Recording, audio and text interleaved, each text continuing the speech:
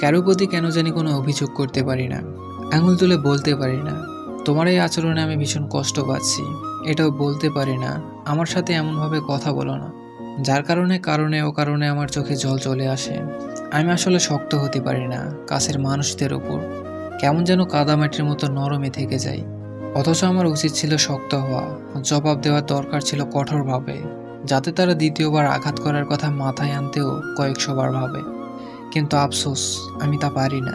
এই যে কাদামাটি বললাম নিজেকে, যার কারণে বুঝেও সোজা হয়ে দাঁড়াতে পারি না, ভেঙে আমাকে পড়তেই হয়। তবে হ্যাঁ, সবচেয়ে চমৎকারভাবে যেটা পারি সেটা হলো নীরবে সবটা সহ্য করে নিজেকে কষ্ট দেওয়া। যাদের খুব সাবধানে আড়াল করার ক্ষমতা বিধাতা আমায় নিপুণভাবেই দিয়েছেন, যার কারণে সামনে থাকা মানুষটা টের পর্যন্ত পায় না।